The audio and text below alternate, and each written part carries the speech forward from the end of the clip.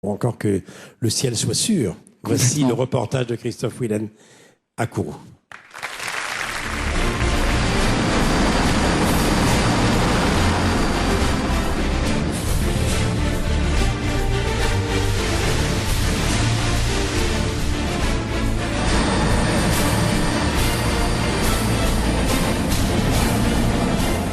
Bienvenue au centre de contrôle militaire qui est le cœur et le cerveau aussi de l'opération. Ce qu'on aperçoit ici, dans le lointain, c'est le centre de lancement d'Ariane. Vous voyez qu'on est très proche, hein, on est à peine à 4 km, 4 km et demi du site de lancement. La mission globale du commandant de la défense aérienne, c'est ce qu'on appelle la sauvegarde air, police du ciel, si on veut.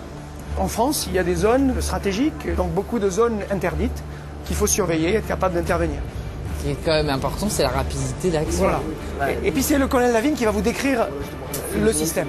Les missions principales donc, ici de la défense aérienne, c'est la protection de l'espace aérien au-dessus des installations du centre spatial guyanais. C'est vraiment notre mission principale. J'ai différents bras armés, j'ai donc les 2 hélicoptères légers, j'ai les Mirage 2000 et c'est l'AWACS, donc l'aéronef aéroporté qui nous permet d'avoir la détection. Nous allons faire le briefing pour la mission d'aujourd'hui à bord de l'AWACS numéro 201, que vous n'êtes pas en tenue pour voler sur AWACS. Je me permets de vous enlever votre chapeau et de vous mettre... Voilà. Très bien. Merci. De même.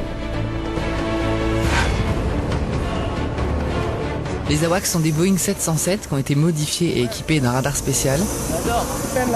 Et en fait, ce sont les yeux de l'armée dans le ciel. En fait, dans l'avion, la place est prise principalement par ce genre de ce qu'on appelle du cabinet. Et le renforcement, c'est là où passent les bras, là. Les 2 bras qui tiennent le rotodome. Il y a beaucoup d'informatique, il y a beaucoup de postes embarqués, mais c'est quand même spacieux.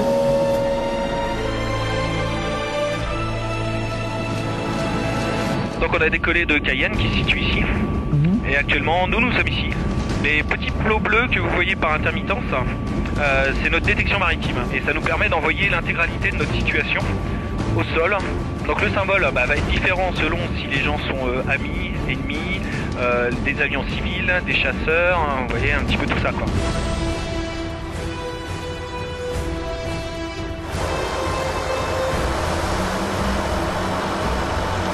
C'est assez impressionnant parce qu'il y a beaucoup de machines, de boutons dans tous les sens. L'avion est légèrement incliné parce qu'en fait avec le radar qui est au-dessus, il ne peut pas forcément capter ou détecter les choses qui sont juste en dessous de lui.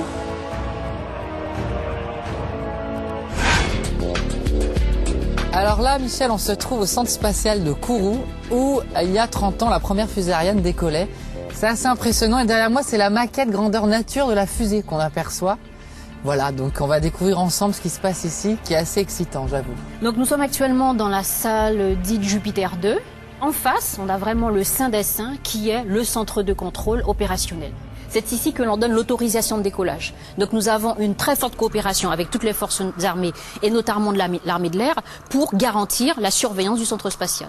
Et c'est d'ici, Michel, du centre spatial guyanais, qu'Ariane a décollé le 18 décembre dernier pour son 193e vol réussi.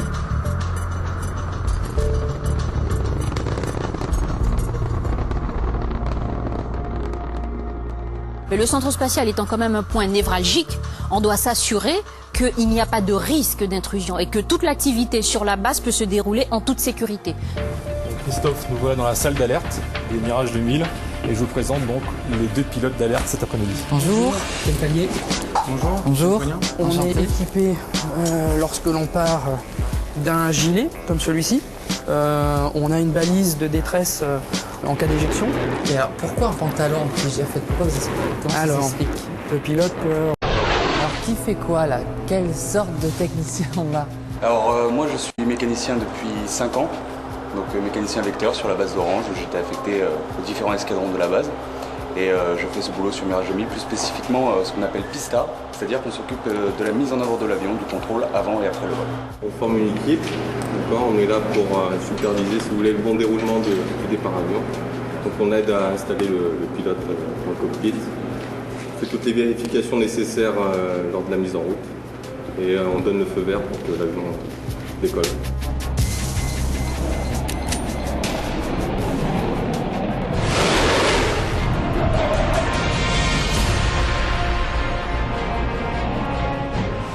Voilà Michel, j'espère que vous avez profité de cette découverte des missions du commandement de la défense aérienne, notre police de l'air.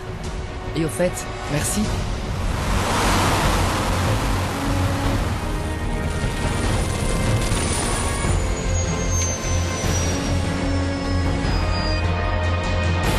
C'est énorme. C'est génial.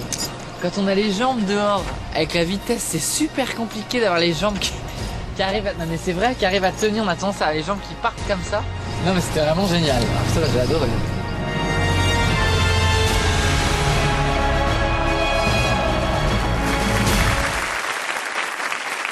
Christophe Willem, j'ai vu Christophe, dans ton regard, j'ai deviné la même chose que j'ai vu dans le regard de Michel Sardou il y a quelques instants. T'es pas encore remis de ce voyage. Ah mais complètement, mais c'est vraiment une expérience unique. C'est la chance de pouvoir rencontrer les gens que j'ai rencontrés, d'avoir tout l'envers du décor comme on peut le voir, et c'est aussi pour moi une façon d'avoir une autre vision de l'armée. On a, je pense, pas mal de gens de ma génération ont peut-être un petit côté comme ça, l'armée, toujours l'armée, le côté un peu strict des choses. Alors c'est strict, hein, parce que le lever à 6 heures le matin, c'était assez violent. Oui. C'est pas un horaire de chanteur, ça. Non, c'est vrai, définitivement pas, mais justement c'est intéressant de voir le vrai rôle aussi de protection à part entière et d'appréhender les choses plutôt que d'être continuellement dans un vrai combat. Mais le mot qui va revenir dans nos conversations, y compris chez les téléspectateurs vers 11h30, c'est la rigueur, oui, la précision et le professionnalisme de ces femmes et de ces hommes qui font un métier vraiment incroyable, qui ne permet pas le moindre faux pas. Carrément, chacun a sa place et son rôle. Exactement, chacun sait ce qu'il a à faire. On va accueillir le commandant Frédéric Hutin, qui est contrôleur de la défense aérienne. C'est lui qui surveille l'espace aérien lors des décollages d'Ariane, et puis le sergent qui est une femme, Aurore V, qui est tireur d'élite. Elle va nous expliquer en quoi ça consiste. Ils arrivent avec une trentaine de membres du personnel des pistes. Les voici.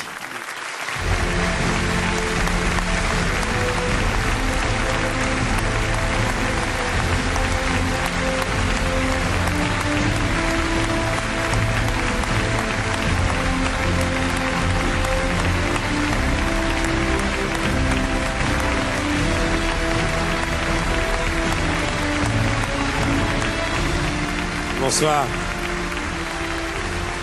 Bonsoir. Commandant Frédéric Hutin. Alors ces images, évidemment, ça vous rappelle votre quotidien. Alors, moi je suis content de vous rencontrer parce qu'il y a un appareil qui me fascine, c'est la WACS. Et la WACS, c'est votre domaine, ça? Totalement, oui. AWACS, ça veut dire Airborne Warning and Control System. Oui, c'est la traduction effectivement américaine pour un système donc qui est complexe, qui nous permet d'avoir une détection et donc une visibilité assez exhaustive de tout ce qui vole. Votre formation à vous? Je suis contrôleur de défense aérienne, cela fait 18 ans maintenant. Je suis passé par des stations sol, des centres de détection et de contrôle, et donc affecté à la base de Davor depuis 2002.